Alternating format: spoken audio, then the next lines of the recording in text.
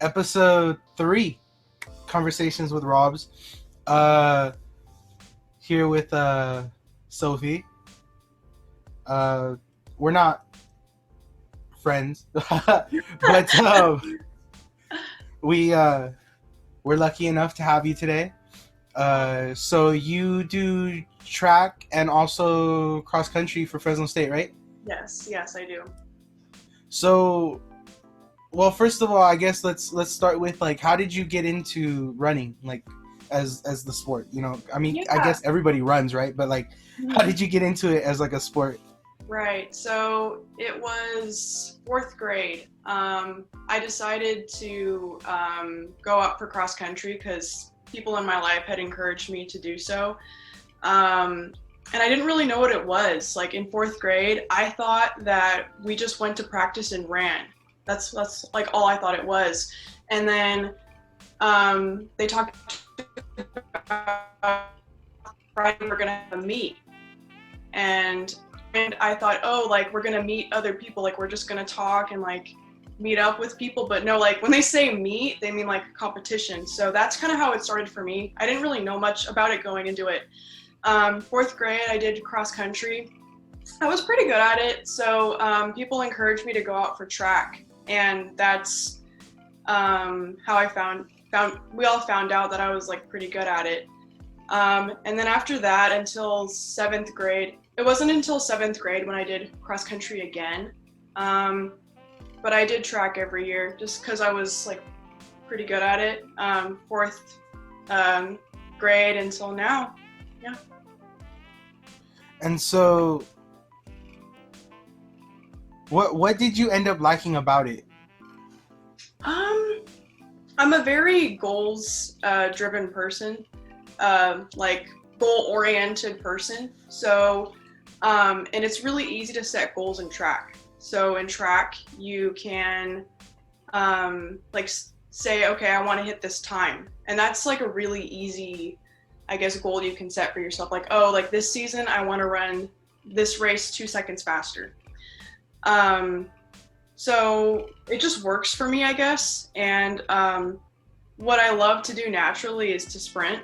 So like that's fun for me. And also, I'd say naturally I'm just kind of a hard worker. So in track, you have to work super hard when you're running. Like the work is really done in practice, and I really like practicing. Yeah, I think that's about it.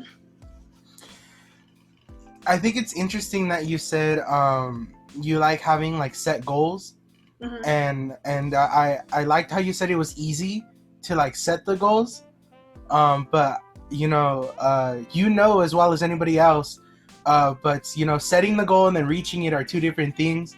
Right. And then so like how frustrated have you been, you know, like you're like, oh yeah, I'm gonna you know, run this 2 seconds faster, Mm-hmm. but then I don't know, maybe you were having an off day and you ended up doing it slower, or you know, how does that affect your mindset going forward?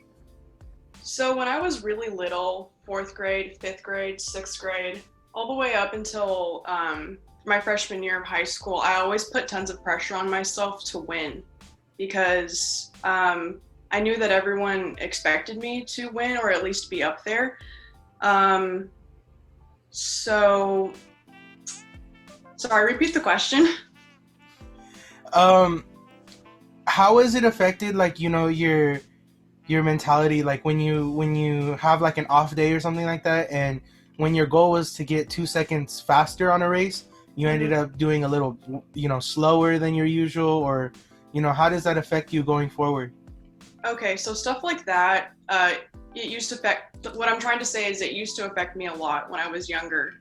I'd get super down on myself, I'd say, when like I wouldn't hit a certain time. Like, for example, my 8th grade year, I was going for a school record at my middle school, and I was super close. I to the record, but I didn't get it.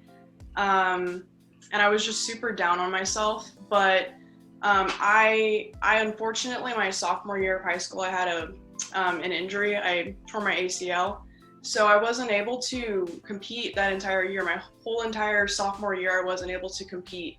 So having to be a spectator and not be able to participate even in practice was super humbling. And so ever since then, like ever since my junior year of high school, I've always just been grateful for whatever happens. Like, of course, like I have my goals that I want to hit, but at the end of the day, I've realized, like, ever since that injury, like, I'm always going to be happy with whatever happens. I find that a lot of athletes that I run with, they get super down on themselves if they don't PR. And it's not realistic. PR, for those who don't know, it's personal record. I bet you know that from swimming. Yeah. But like, there's PB too, personal best. So some people will get like super down if they don't do their best ever, and that's just not realistic. Or if they want to hit a time and they don't hit it. Oh, I'm sorry. You cut out a little bit. Could you like repeat like maybe like the last 5 seconds of what you were saying? Yeah, sorry about that. Like even if you're feeling great, like you're having a really good day, you feel awesome, the stars have to align to like hit a time that you want or to PR. And I feel like I better understand that now ever since I had to sit out a year. So I'm pretty happy with whatever time I get, and I don't really get too down on myself anymore, because I know at the end of the day, like I tried my best. Even if my coach is like, oh, like I was hoping you would run like a little faster, but like for me and my family who know what I've been through, every race is a success. Like, you know, I always try my best. So, and that's all you can do. So do you come from like an athlete oriented, like, you know, family, like an athletic family? For sure. So my dad's side of the family, they grew up in Dos Palos. I don't know if you know where that is. It's about 45 minutes away from Fresno. So small school, they didn't have much to do, like, so everything was just sports. My dad, he went to school for sports. Like, he didn't go to school for school, he went to school for sports.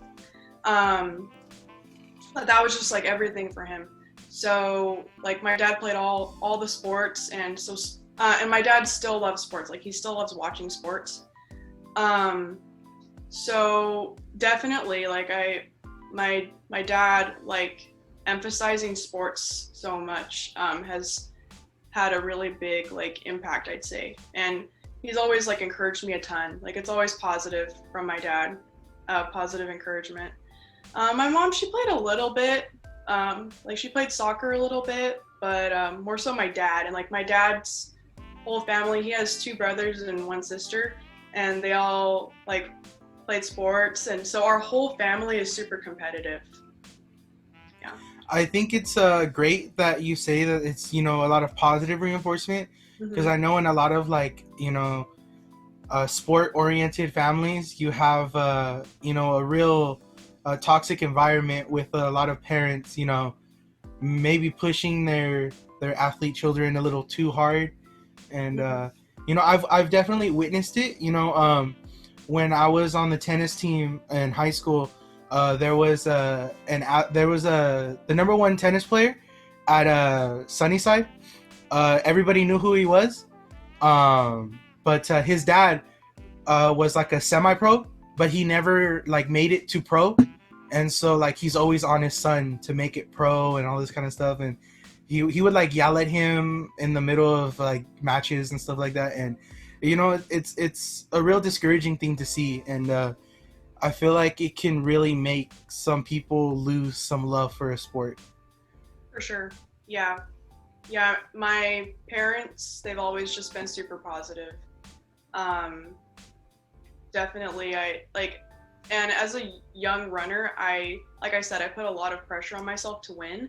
So there was no added pressure that anyone in the world could have possibly put on me that I wasn't already putting on myself. So my parents knew that. So it was always just like, whatever happens, like, great job. Like, and I like thinking back on those times, like, like especially when I wouldn't win or I'd come in like third or fourth or something, that's when my parents would be the most positive with me and congratulate me the most.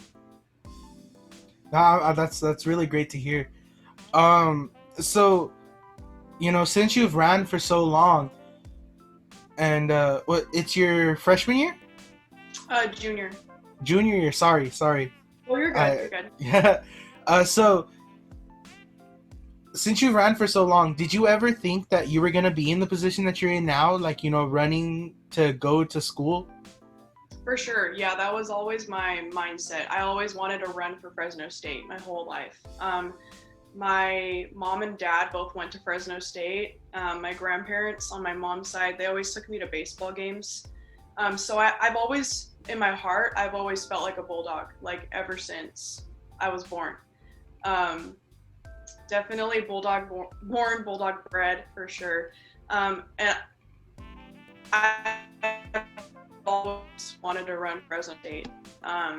Yeah. So did when did you get scouted to Fresno State, or you did? So, no. Oh, It's a little complicated. So, like I said, I've always wanted to attend Fresno State and run for Fresno State. So everyone in my life knew that. So my pole vault coach from my high school, I went to Central High School. He had been my coach like ever since I was fourth grade. So he knew that I wanted to go to Fresno State, but Fresno State hadn't reached out to me yet. I don't think I wasn't on their radar. So luckily, our throws coach at the time at Central, his wife was the throws coach at Fresno State. So we kind of had that connection there. So my the pole vault coach, he talked to the throws coach, who then talked to his wife, who then mentioned me to the then distance coach. And then so I contacted the distance coach and like expressed my interest, and then that's kind of how I got on the team. They had known about me my freshman year. They like were aware of me, but my sophomore year, like I didn't run the whole year. So, and then my junior year was like kind of my comeback year, so I wasn't super on their radar. But luckily, I have really awesome people around me who like knew what I wanted to do, like knew that Fresno State was where I wanted to be. and so I'm assuming you were scouted from other schools, right? Yeah, FPU looked at me, and also Cal Poly. So that being said, would you have attended Fresno State even if you weren't running for them? So I most likely would have been at FPU because FPU very early on, my senior year of high school, reached out to me. I had like a tour date, like I toured the whole campus, and they offered me a scholarship, like really early on in my senior year. And so I was pretty much just gonna go wherever the scholarship was best. Because for me, like money is like a big thing. Like I want to pay the least amount for college as possible. So I probably would have been at FPU if I hadn't have reached out to Fresno State. So that being said, what have you found like that you get from Fresno State that you feel like you probably wouldn't have got somewhere else? So one thing I kind of emphasized early on to the coach at FPU, like, by the way, I'm super grateful to have gotten that scholarship offer from FPU. That really gave me a lot of leverage in my negotiations with Fresno State. And I love Coach Winter, he's awesome. And I probably, I definitely wouldn't have been in the position I was without his offer. So I just want to make that very clear. Like, I really appreciate what FPU did for me. Sorry, what was the question? What do you feel like you get at Fresno State that you wouldn't have gotten somewhere else? Right, so at FPU, they don't have my major. So my major at Fresno State is biochemistry. So that's one thing. So at FPU, they have biology and chemistry, but I specifically wanted to major in biochem. And just as an athlete at a D1 college, there's so many resources for us. Like we get tons of gear. We I've seen FPU at a bunch of our meets. So it's like we go to a lot of the same meets, but I just feel like the facilities too. The facilities at Fresno State are awesome. Um, we get a lot of like food, and there's just like so many resources, like mental health. I'm not sure at FPU what their mental health for student athletes is like, but I just really appreciated the mental health resources at Fresno State that we have. Nutrition, we have like a nutritionist, so I've talked to her quite a bit. I've learned a lot from her. And just in general, at Fresno State, like the library and all those resources have been awesome. And something that has really had a huge impact on me is all the programs within the CSM College of Science and Mathematics. I'm not sure if those types of programs are, I bet there's other programs like that out there, but I've just found Fresno State's science programs to be super beneficial. Like my freshman year, I was a part of the bond program where they basically encouraged us to pursue research. And I didn't really know a ton coming into Fresno State about what I wanted to do. So it was awesome. I didn't know much about about research. So freshman year, bond program. Sophomore year, I was a part of the LSAMP research program where they actually paid for me to do research. And that was how I got involved in research.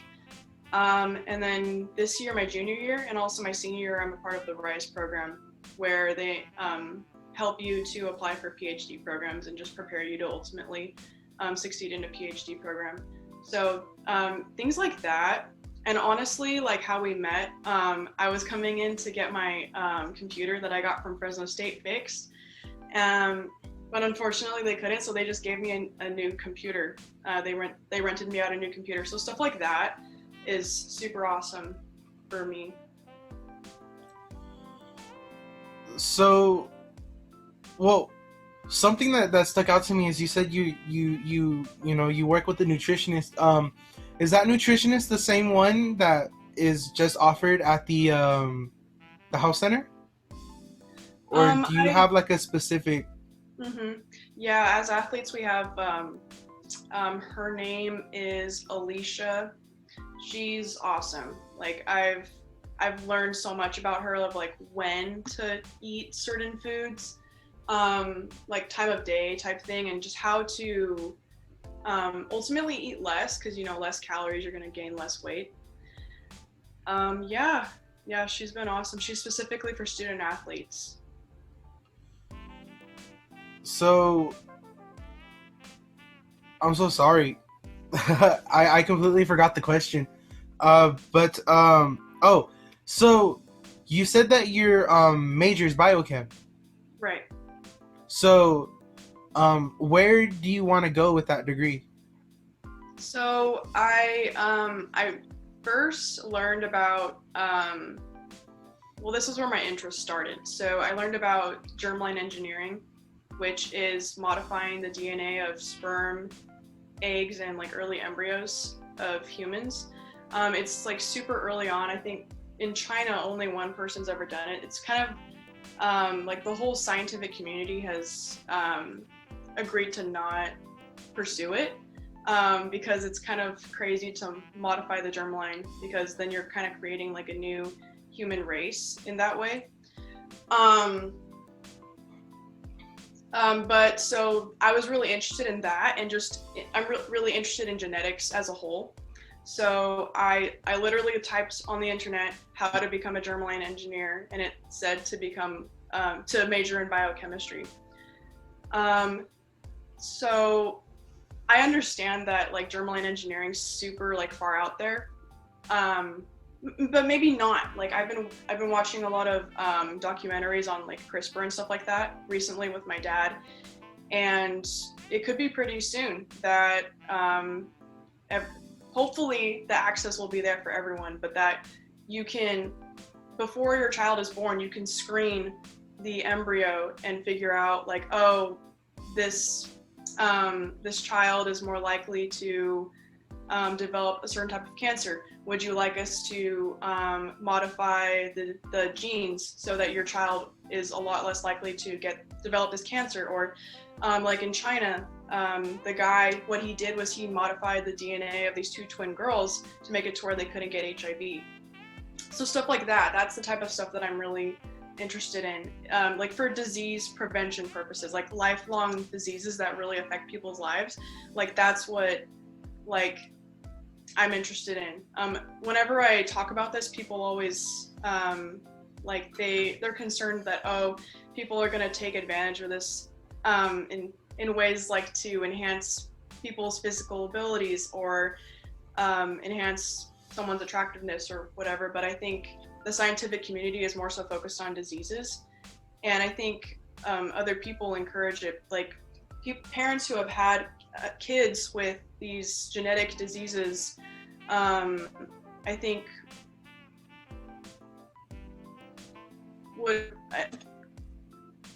I think like for me personally, if I ever had kids, I wouldn't want my child to have a genetic disease. So so that's kind of what I'm interested in, but I understand that that's kind of far off. So I'm interested in doing biomedical research involving genetics, because genetics is what I'm really interested in.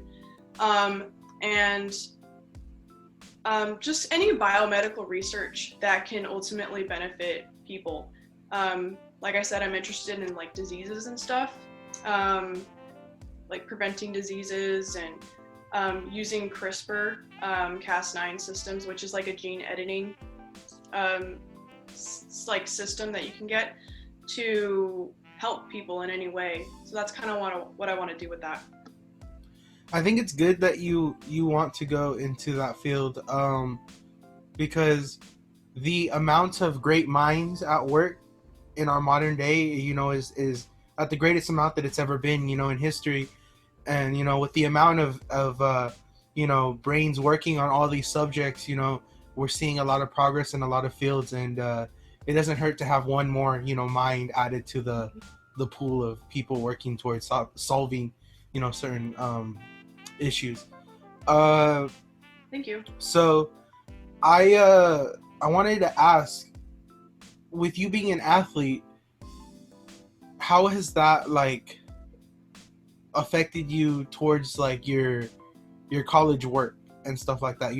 Like that mentality of being an athlete, like where are you able to draw the line between, like, because I don't know, like I guess in high school it was easier, right? Because I mean, you could have got away with like ditching practice at least once, because you're like, hey, I really need to work on this homework or blah blah blah blah blah. But in your case, you do this sport to go to school.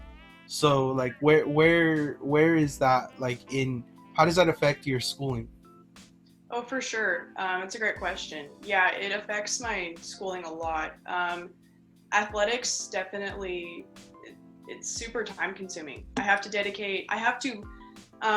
that we're in quarantine, I'm able to more so curtail my day around school, versus normally I have to, like my school revolves around athletics, which I don't super like.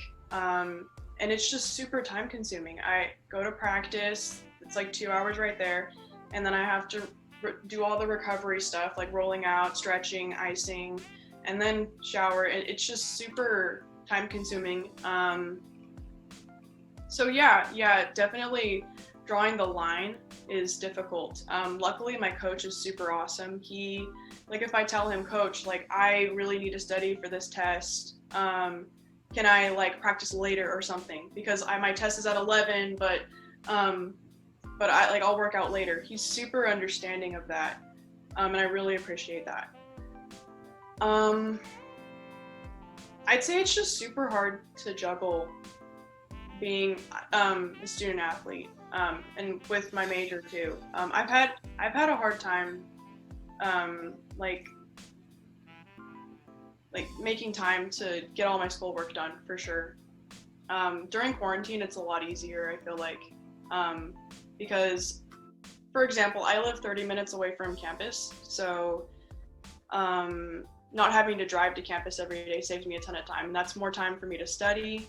But yeah, it's super difficult. So I love that you say student athlete, right?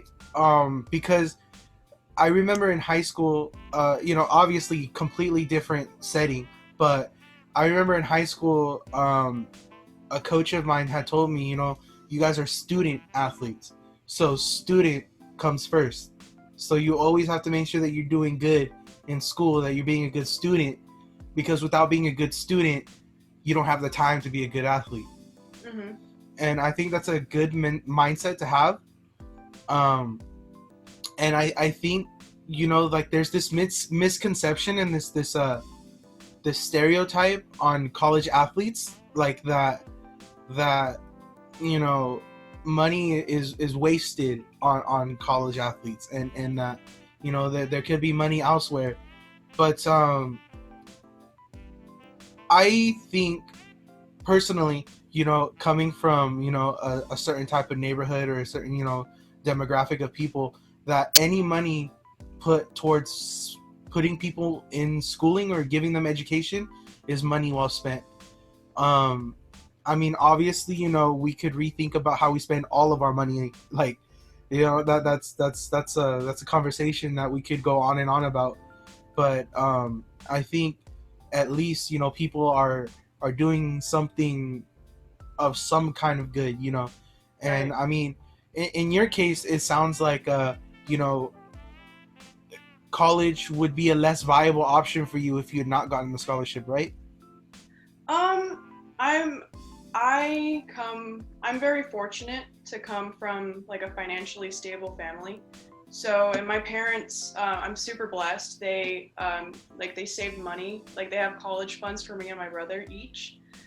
So I definitely could have still gone to college, but for me, like money is like super important. So instead of being able to just come straight to Fresno State, which I was fortunately able to do because of the scholarship, my first 2 years I probably would have gone to Fresno City. And the resources. I have a few friends at Fresno City, and the resources compared to Fresno State, I'd say aren't there as much. Not that Fresno City isn't awesome. Like I took a class at Fresno City during my senior year of high school, and I had a really great experience. The teacher was great. The counselors there are awesome. But I'd say for me, like just going straight to Fresno State has been super beneficial. I'd like to take a moment, since Okay. you brought something up. I'd like to take a moment to like recognize like the big misconception of community college. A Right. lot of people view community college as like this lesser institute, but in all reality, like community colleges are so undervalued in society. Like Mm-hmm. the education that they offer um is no less beneficial than the education you could get at a 4-year university. And in many community colleges, you're still able to get a degree. Like Mm-hmm. you can still get a bachelor's at some community colleges. They may not be your traditional, degrees, but there are plenty of options for people that want to go to community colleges, and I think it's all about situational, situational things. Uh, in your case, you wanted to major in biochemistry, or yeah, biochemistry, and I I personally can't think of a community college that offers biochemistry. It sounds Mm-hmm. like a really advanced degree. It sounds like you're gonna have to eventually get your master's and your doctorate. But um, there's like you could get an English degree at a community college. I know that for a fact. Now, if you ask me what community college, I can't answer that question, but I know that there are some, and I just I hate it happens a lot at Fresno. It happens a lot at Fresno State. Um, I hear a lot of people from a lot of Fresno State students talk bad about Fresno City, like it's one of the worst places to go to school. But it's a place to start, and it doesn't change the fact that you can learn something there, and you should. If you're there to learn, you know. um yeah, sorry, just a little tangent, but Sure. I totally agree with you on like what you can get out of Fresno City in terms of like the classes. It's the same as Fresno State, and in some cases even better. Um, yeah, my brother, he's a senior in high school, and he's been involved in the high school enrichment program at Fresno City, which is what I did my senior year of high school too. Like he's able to take classes at City College for free, and he loves it. Like the teachers are great, and it's really the same as like a 4-year. Like the quality of the teachers, it's the same. So I totally agree with you. So when you're like out on the track, or you know, when you're running, wherever you're running, what goes through your mind? You know, are you one of those people that does their thinking best when they're running, or are you one of those people that doesn't think at all when they run? Or you know, because I know there are some people that like for me personally, when I swim, like, such a weird thing to say, but I feel like I talk to myself when I swim, right? Like with each stroke, like I'm thinking, and like, I mean, I can't give examples right now, but I feel like I'm talking to myself, you know. I'm definitely not just having like dead silence while I'm swimming. So like, do you, when you have like a test coming up and you're stressing about it, does that stress roll over to your running or your performance? For sure, for sure. I think that's a great question. And I feel like only athletes would kind of like think about that, I guess. Yeah, like when I'm running, I tend to just think about school, honestly. Yeah, because like school is where a lot of my focus goes towards. So yeah, like if I'm super stressed about due dates or tests, yeah, like when I'm running, I'm still thinking about the stuff that I would be thinking about when I'm not running. Yeah, I'd say I just think about typical things, like even like when I'm not running. Like I love music, so I'll just like well, when I run outside, just being a woman, it's not good to run with music. Like you need to be aware of your surroundings as a woman, so I don't listen to music while I run outside, but I just like have like songs playing in my head, or like I tend to just think about my friends and family and just things that are going on in my life. Yeah, it's definitely like a topic that we talk about like on our team, like, oh, what do you think about when you run? Yeah, some people don't think about anything, but yeah, I honestly, yeah, like I think about tests, just like classes. I definitely, you know, I could see how some people could think of like nothing, because like it's that whole like, you know, mindset of like when you're doing something, you're completely like immersed into that action. Um, but you know, I feel like, you know, it's the different way that brains work, because like I feel like when you're completely immersed into an action is when your brain starts going on autopilot. And so like that stuff that you're thinking about, you're not really thinking about. You're just kind of like, your brain is doing it for you. Like you're not actively thinking these thoughts, right? And like, you know, one of the main reasons why I got into swimming was this I'm not sure if you know what the flip turn is. So the flip turn is what you do when you reach the like. Oh, so like, yeah. So the first time that I did a flip turn, I don't know, like something registered in my head is like that feeling when like you kick off the wall and you can still feel the water coming this way even though you're coming this way. Yeah. I like inside my head is like, you know, a teenager, I was just like I'm swimming faster than my problems, you know, like these are my problems trying to catch up with me and they can't. And so like, you know, I think that that speaks out to a lot of athletes. Like, they get into sports because of, some issues. And that's not always true, like there are people that genuinely just love the sport because they love the sport. No pretense to it. And that's great.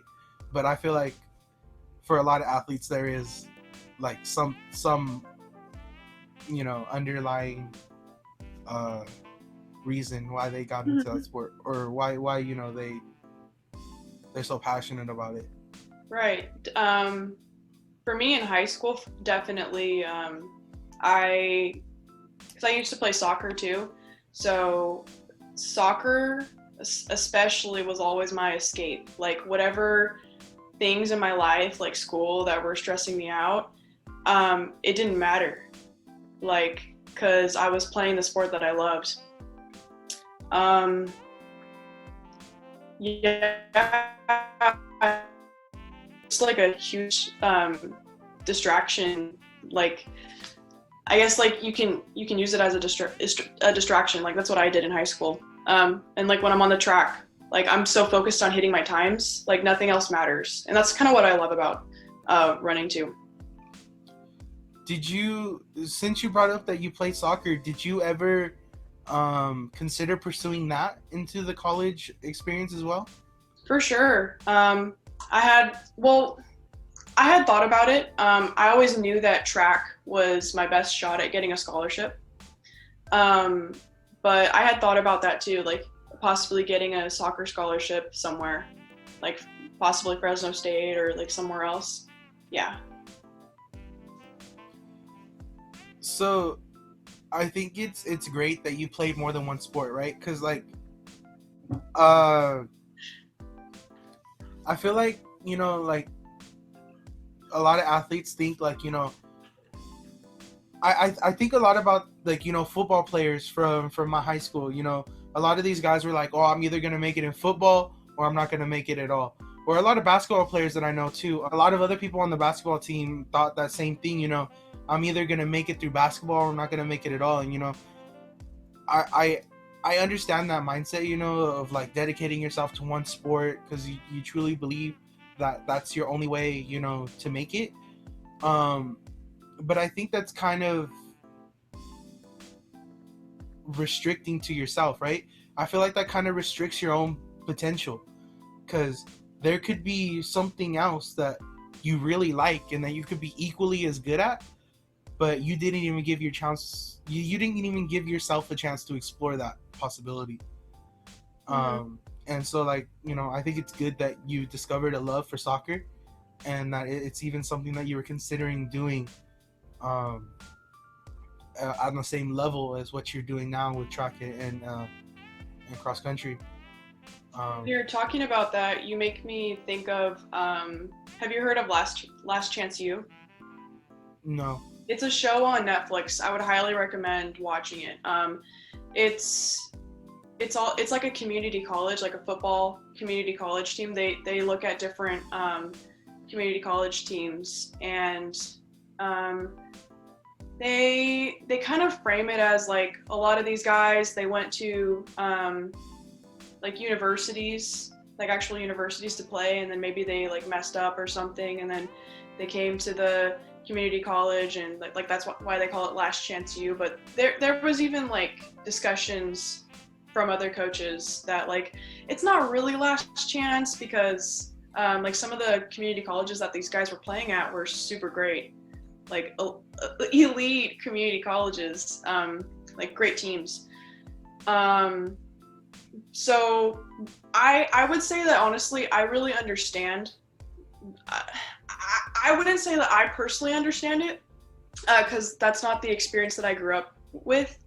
My parents always told me like you can do whatever you want, but from watching that show, you really understand the mindset of these, most of the time, African American Black men who, in their mind, and this is also what they're told their whole lives, is football is how you're gonna make it. Like football, like that's it. Like if you don't make it to the NFL, like that's it. Like that's your only shot. And if you're told that by your mom your dad your whole life, like you're gonna believe it. So I mean, it could be like easy for some people to say, like if they grew up, say like if they grew up in my situation, like, no, you could go to school and you could do this, but for a lot of those guys, like if you watch the show, like school is pretty difficult for them. And for a lot of them, like they would much rather just play football. So for them, they don't see themselves as like that they could get an education and like that's a viable option for them. For like a lot of them who are just like super dedicated to football or like you said, basketball, they see their sport as their way out, as the way out of their situation. But I agree with you that like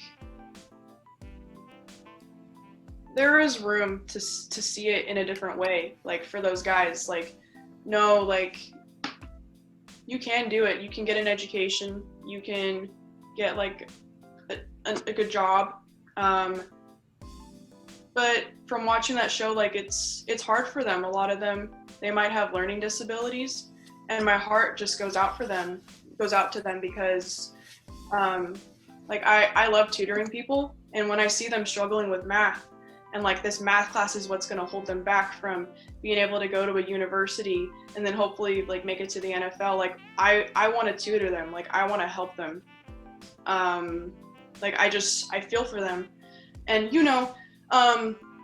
recently with the whole racial injustices issues that have been coming up in the United States, it's a reckoning on race. It's because tax dollars are what pay for our schools. So, and like where, I guess I'm going to try and explain this as best I can. Like income inequality also leads to inequalities within schools. Like, for example, I went to Central West High School. It's out in the middle of nowhere. Like it's out way in the fields. No one lives around there. So, and within Central Unified, it's a lot of, there are people like me who are like pretty well off, but it's a lot of people who are in poverty or like their financial situation isn't the best. So, and unfortunately, the way that our government is set up, that's what funds our schools, like the tax dollars, the property taxes from people's houses, like that's what funds schools. And so, that, and if you follow the patterns, a lot of it's racial. A lot of it's racial injustices, systemic racism that's keeping people down. So going back to what I was saying, these Black men, they might not go to the best like elementary schools or middle schools or high schools growing up. I'm not saying that I'm trying to like cover my bases. I'm not saying that like those schools aren't good, but like, for example, like my experience at Central is like high class numbers. Like the teachers maybe not getting paid as well at like another school, or just the supplies not being there. I guess just like not as many resources for kids maybe too, just because like it's not funded as well. So, and just teachers being spread super thin. So then maybe these kids who need the extra help don't get the extra help that they need to like hopefully eventually do well in college. And it's just a cycle of these kids, especially like the ones on Last Chance U who have disability. Like, I can't remember what I said. Like they have learning, like disability. I can't remember what I said. Like they just have difficulties learning. Like they're not getting the help that they need in high school, and then they come to college and it's just like they're like, I can't do this. Like the only thing I can get out of this is like if I my situation where I was at where I am, like where I live, in order to get my mom out of where I live, I need to make it to the NFL. I think I think you're right, and a school is only as good, right, as the as its facilities. A basketball team at that school isn't going to be as good if they don't have a good gym, right, to practice in, and they're not going to get the money to get a new gym since they're not good, and it's just like that whole cycle, right? It makes me think a lot of my old English teacher. His name was Mr. Spencer, Mike Spencer. He even got Educator of the Year, which was, he deserves it. I remember, and I have no doubt that he still does it. Well, I mean, not now, because obviously, they're not in school. But he would stay like late hours after school to like work with students. Like he'd be like, I'm gonna be here till like 5 o'clock. If you want to stop into my room anytime during that time, I'll work with you. And a real sad thing, is I went a couple of those times, right? But I would always hear him talk about how nobody would show up, and it's not like everybody was passing his class, right? Like, he does this, people need help, but they still don't show up, and that's it's a real sad thing, and I feel like that's a separate thing. I feel like that derives from an insecurity in someone's education level. So someone doesn't want to come off as less smart as anyone else, right? So they don't want to openly reveal that they need help, but I feel like we should normalize people seeking help, right? In all situations. And then even the kids in his classes, like, you don't know their situation. Like, those kids in your class, like, they might not be able to hang around after school because, say, they have to go pick up their sister, or they have chores, or like their mom gets off late so they have to watch the kids. So you just don't know people's situations either. And to kind of go back to what we were saying about believing that your only way out of your neighborhood or out of the place you're at is this one way. For like the longest time, I truthfully believed that the only way that I was gonna get out of my neighborhood and the only way that I was gonna do right by my family was if I made it as like a famous rapper. That's what they they is such a vague term, but it's what we're taught in our neighborhoods. We're taught that we're not gonna amount to anything unless we become rappers, unless we become professional athletes, which is not the case at all.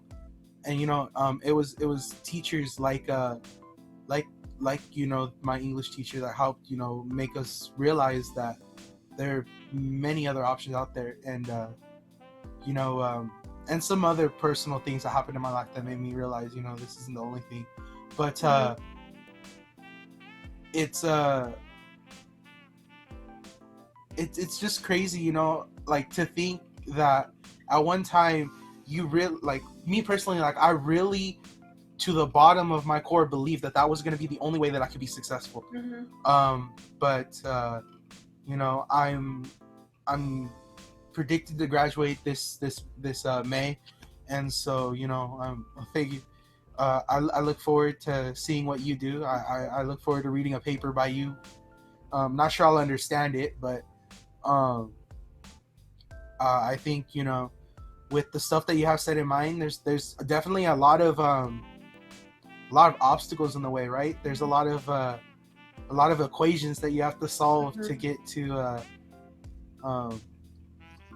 that's why I feel like the medical field is a lot like theoretical physics, right? Because you have all of these formulas and all of these theories, and you have to sometimes a theoretical physicist's job is to figure out an experiment that proves a hypothesis that because an experiment has never been able to be successfully done, or there's an equation, but everybody knows that there's just a small missing piece from it to complete it, but it takes 50 years to figure out that one component that's missing. And I feel like the medical field is just as complex.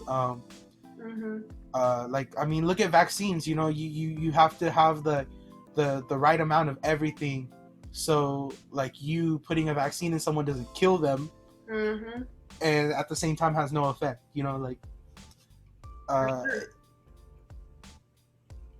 and I think it's really great, the medical field. I wouldn't be able to get into it because I just I don't have the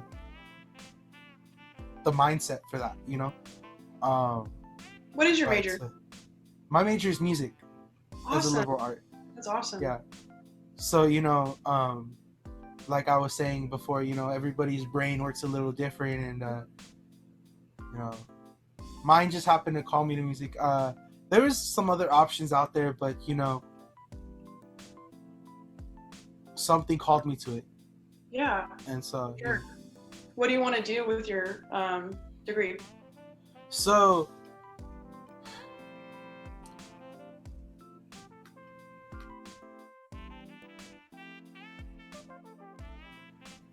I want to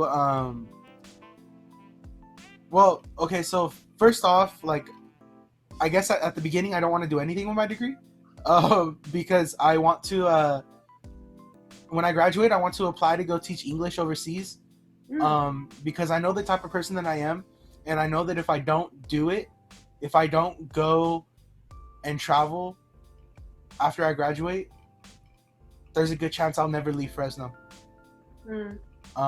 Personally, because I know myself, and I don't want the majority of my memories in life to be one place. I want to be able to see other places, see other cultures, see other people, because as diverse as Fresno is and the great people that I meet here, there's a world of people that are great. And so I'd like to, meet as many of them as I can. But when I come back, I want to go to graduate school to get my degree in library science. Awesome. And then I want to eventually get a job, preferably at a university, as a music librarian. If there's a position open at Fresno State, I'd love to work here. I love the music library here, and I'd love to work, I'd love to stay working at the library, I love the environment there. I love working with the people that I work with there now. And I have a good, I believe that a lot of them will still be there. A lot of those permanent employees will still be there. And then I eventually want to get my my doctorate in music therapy. Awesome. That's great. And, yeah. I specifically want to work in Alzheimer's research, and how music can have an effect on slowing down the effects of Alzheimer's. That's awesome. You just have so many plans. Yeah, we'll see if we make it to see all of them, but it's not about the goals, right? It's about the journey. Yeah. So, first of all, I didn't know that there was a music library. Yeah, if I remember correctly, we have the biggest music library in the CSU system. Whoa. And then we have the biggest collection of books in California. Wow. Yeah, we have over 1 million books at the library, if you were wondering. Fun fact. So where is the music library? It's on the 3rd floor. Okay. I'll definitely check that out. So like, what Well, kinds of things are there? so that's the cool thing about the music library, right? Is that it's not just for music majors as you would think. It's really open to all types of students, right?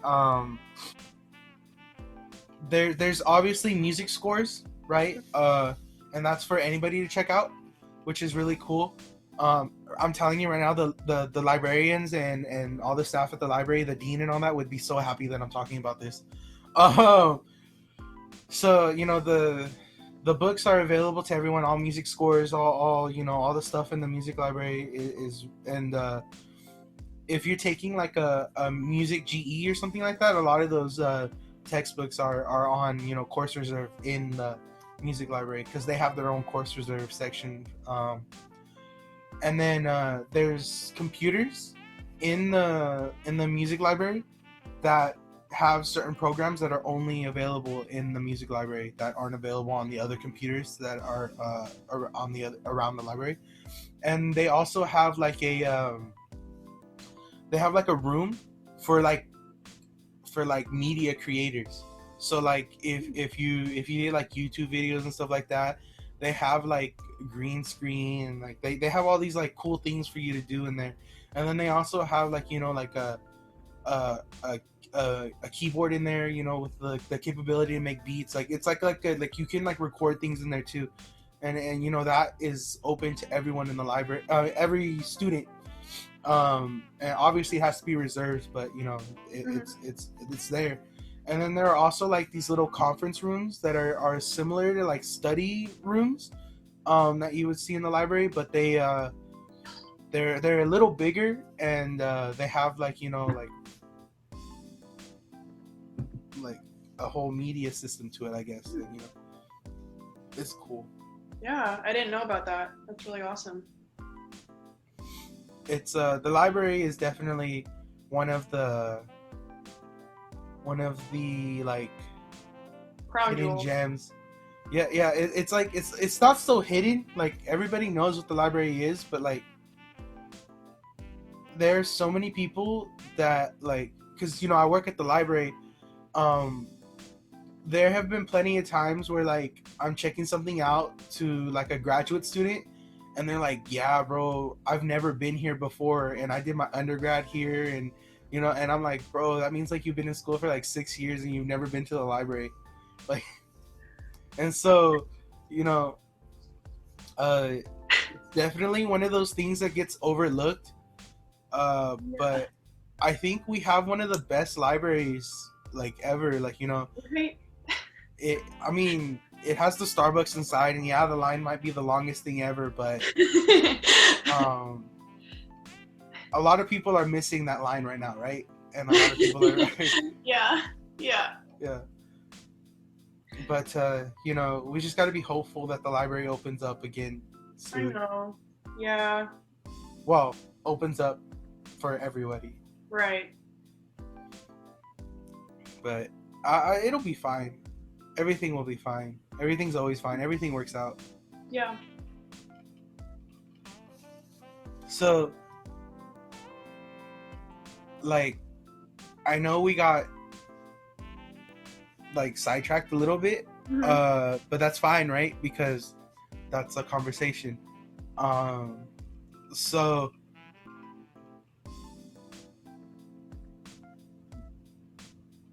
I just want to go back real quick to that whole that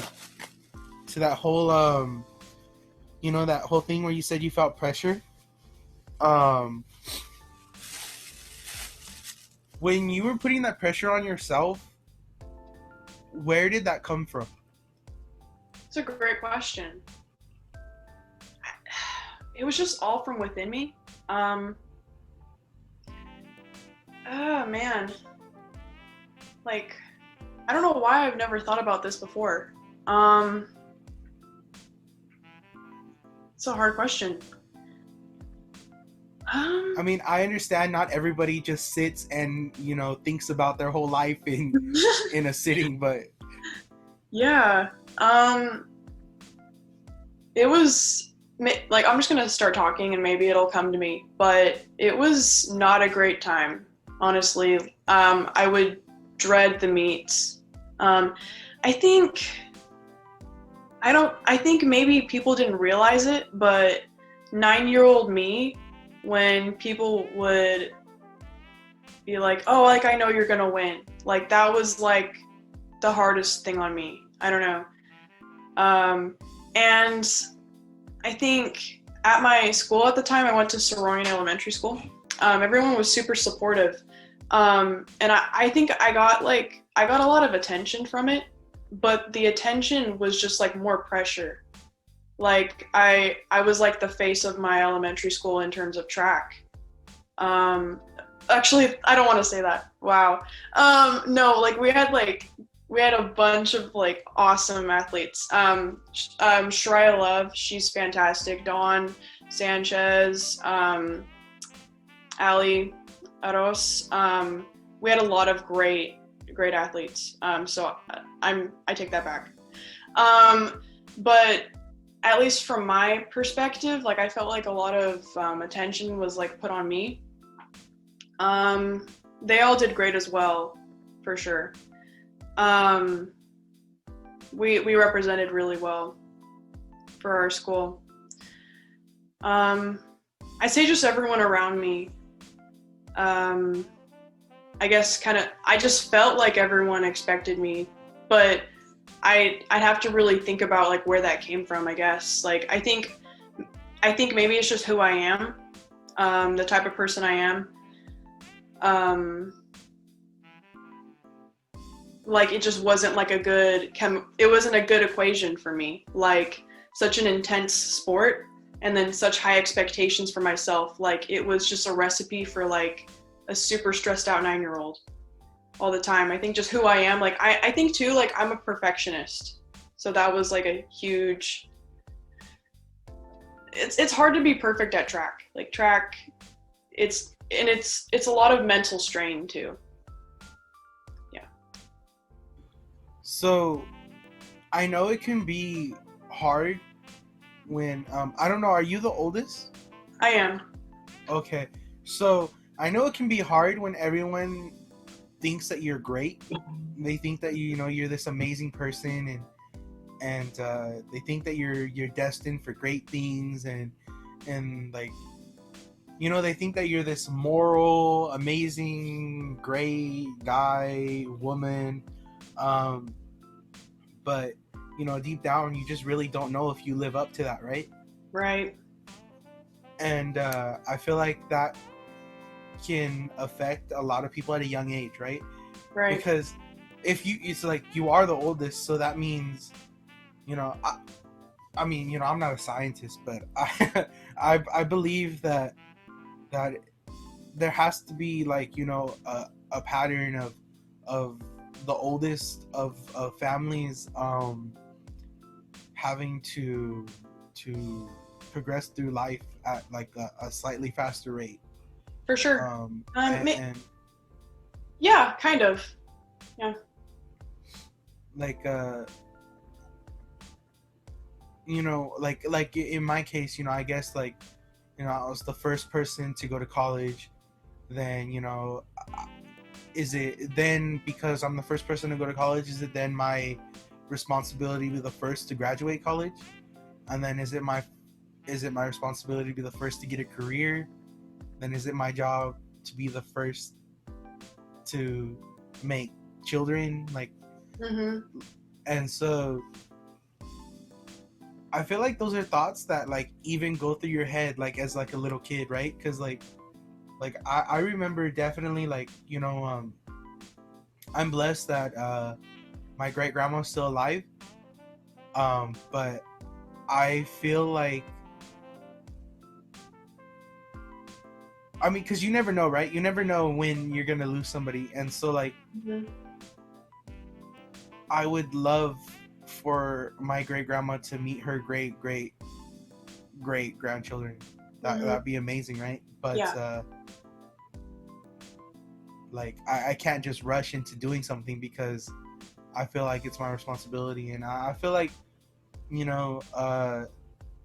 that pressure that you put onto yourself really is self-made in a lot of ways, because Mm-hmm. it's your choice, right? To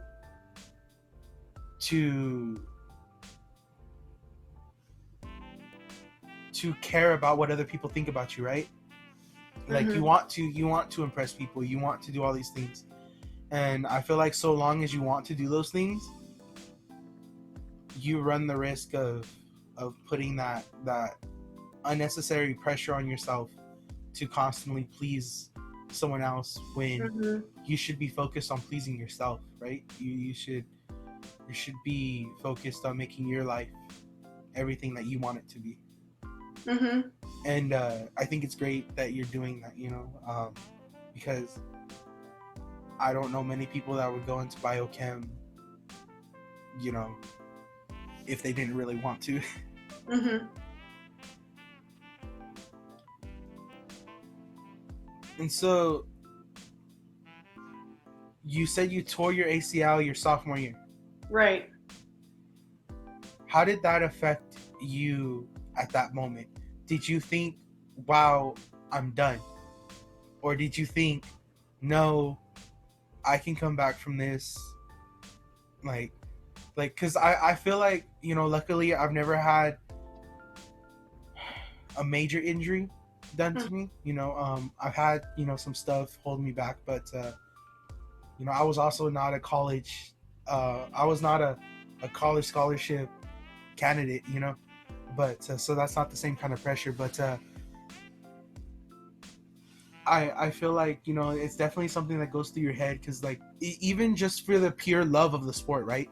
You want to keep doing it, and if you get an injury and you run the risk of like, hey, you may never do this again, or at least you may never do it again at the level that you would like to, that's scary. And I know there are some people in your situation that might have like just been like, oh, I don't want to run the risk of this happening again, so I'm just gonna stop. Well, what you said, it was exactly what I did. I did not want to tear my ACL or my other ACL ever again, so I never played soccer ever again. It's kind of like an emotional topic for me. I feel myself getting emotional about it, but like I'm always gonna miss soccer.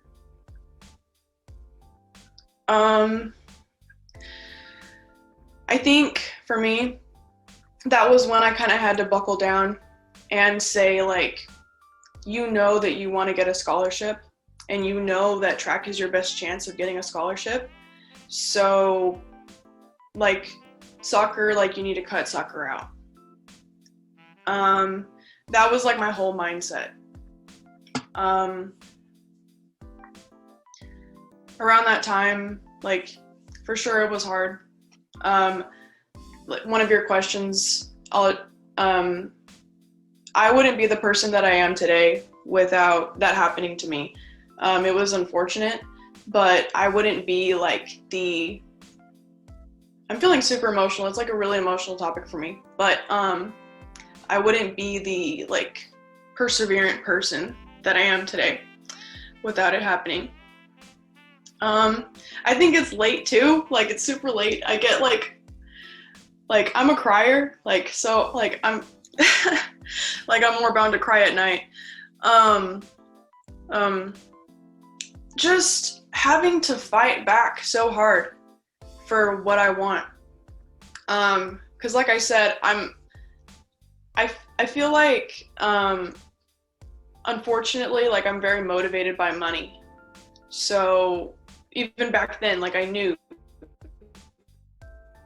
I wanted a scholarship. So I also do love the sport. Like, I love participating in track and field. So I worked insanely hard. Like, no one knows what I had to do to come back from that injury, except for my mom, because my mom was the one who was there at my physical therapies, and she took me to the private weight training that I went to. Like, I had to do so much just to come back from it. you asked, like, were there times when I thought like I wouldn't be able to come back? For sure. I ended up having to have 2 knee surgeries. So it was a long road. Like the first surgery, I was 10 months post-op and my knee still didn't feel good. Like to do a quad stretch, it was still insanely painful for me. So I, like by chance, I was at GB3 and I ran into my old physical therapist and he said to me, like, that's not normal. Like you should be fine by now. So I went and I talked to Dr. Kraft at SPOC. Like God bless Sierra Pacific Orthopedic Center, like great people. And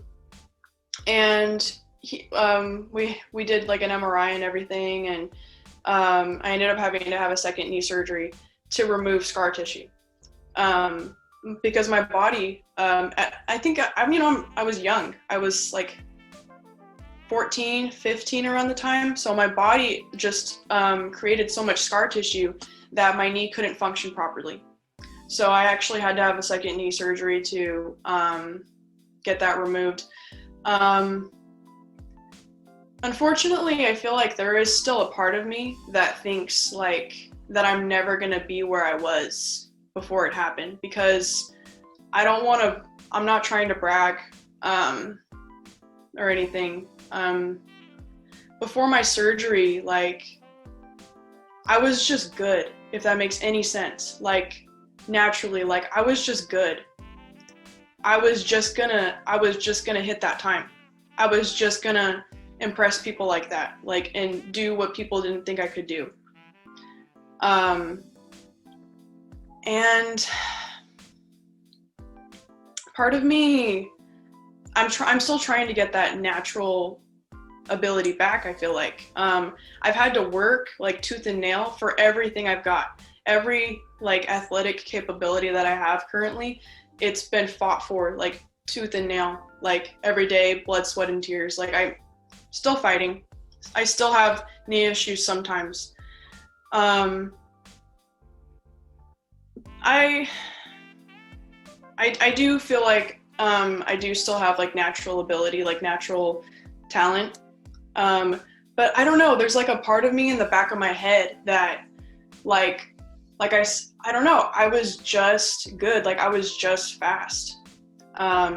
And when one of your ligaments is literally completely torn, and now my current ACL, it's a like ankle ligament or tendon from a dead person. So it's like so there's 2 different ways that people usually get their ACL reconstructed. You can either take your own hamstring, like your own hamstring from your own body, and have that be your new ACL, or you can take like a cadaver from a dead person. And luckily, I got my surgery done by like one of the best surgeons in California, and he has access to like really great cadavers. So I was able to get one. But it's a foreign thing in my body.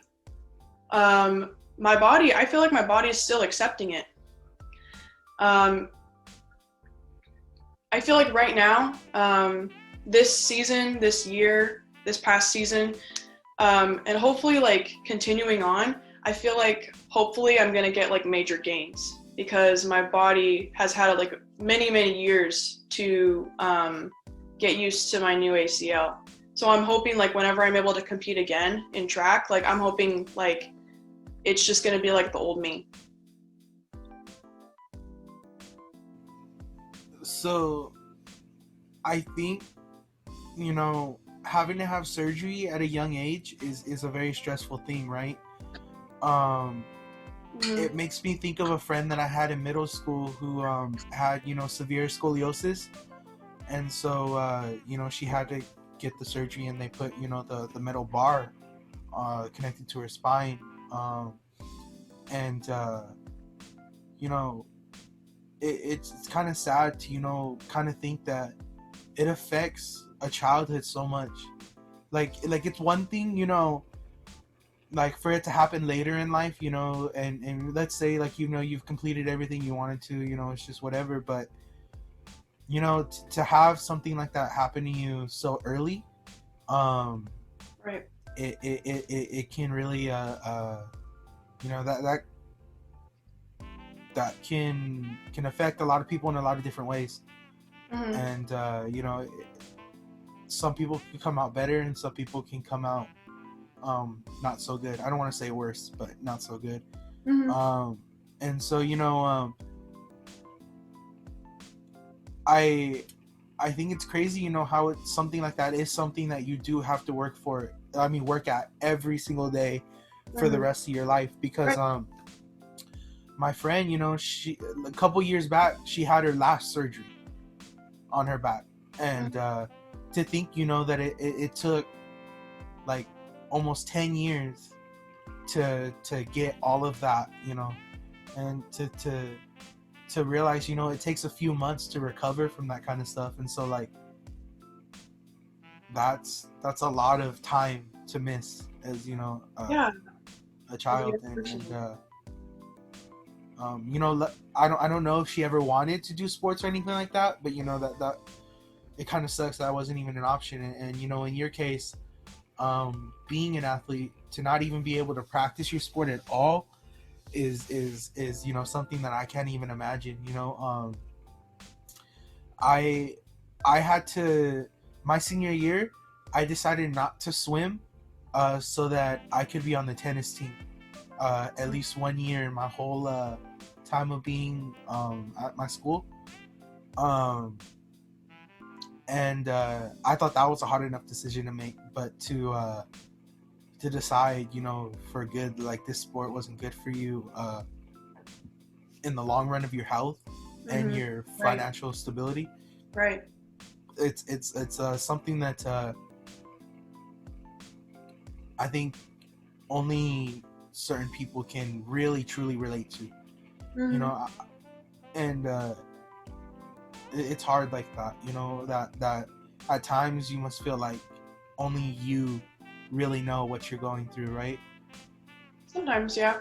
I Um, honestly feel like you're a very empathetic person, and I just like I'm picking up on that from you. I feel like you do understand though, honestly. I mean, I can understand logically, you know, like how you come to those conclusions, but to say that I understand how you feel emotionally is something that I wouldn't be able to say. And I feel like it would be kind of rude to say that, because your emotions are very personal, and Mhm. nobody feels them quite the same. And That's what's so yeah, beautiful about emotions is it's so individual. and I guess you could say I'm very empathetic, but I very much like people to like I can be there for you, but like I very much want like the people around me to come to their own conclusions, like to, because I hate giving advice personally. Like I feel like all the answers that anybody really needs are inside them. Hmm. And so it's just about you finding them. And I don't want to like I don't want to I don't want to make somebody me. Like I feel like that's what you do when you try to put a say in somebody else's life, is like you subconsciously try to make them who you are, to Hmm. fit your Right. norm. And that's why a lot of times it can seem very much like I just don't care about a situation. And it's not that I don't care, it's that I just I care about you enough to want you to like be able to go through this, like because I mean I'm not gonna be around forever, and then I could very well pass away before some of the people in my life, and I can't be there for them when when I'm not here. So I'd like very much for them to have the emotional capability to be there for themselves. That's so interesting. I've never heard somebody say something like that before. Um, I guess it derives from, I don't know if you've ever lost anyone, really close to you. But I've lost a few people, and one of them in particular was somebody that I would confide into a lot. And when they passed away, I guess it just kind of makes you realize, like, not everyone's here forever, and it's really nobody's job to make sure you're okay, right? Like, I feel like everybody should care for one another, but at the end of the day, it's nobody's job to make sure that you're okay. It's your job, it's your life. You put your pieces back together, and the people around you can support you in doing that, but they can't do it for you. Right. Yeah. Yeah, I feel like you've had some, like, otherworldly insights from what you've been through. I just, every brain works differently, and to a lot of people, the way that I think may seem insensitive, but in my own way, I do truly care about everything. But what you're saying completely makes sense. Thank you. Yeah. But this has been a great conversation. We do tomorrow is I guess it doesn't really make sense to say tomorrow's Monday when this comes out on a Friday, but tomorrow's Monday. So you probably have some homework to do or some rest to do. Some rest to get. Yeah, totally. Rest time. Yeah. So it's been a great conversation, and we could definitely do this again someday. I think there are a lot of aspects to being an athlete in your life that, like, we have not even touched upon, right? Because I mean, as well as any other athlete that there's some unspoken struggles of being an athlete at any level of being an athlete that you go through that some people might not understand, not being an athlete. And I think it's important, to give others that insight, because like I said, there's this big misconception of student athletes, especially, like athletes that are on football teams and basketball teams and, all those popular sports. A lot of people think, oh, all our money goes there, but I think I find that that's not very much the truth. A lot of these good schools that have these great teams very much have, like, booster programs where they get sponsorships and all this kind of stuff, and the money doesn't come from the school. It comes from people that want to see that team succeed. And I feel like we should do a little bit more of that in every school. But yeah, it's been great. Thank you for this, and I hope to see you again, and we can talk about some other crazy things, and maybe get some other athletes from other sports in, because running has its struggles that maybe some other athletes might not understand. I mean, even the fact that you're on the track team, some throwers might go through some completely different things as you, even though you technically the same sport, not really, but yeah. But yeah, definitely. So yeah, again, thank you for, like, the fourth time, and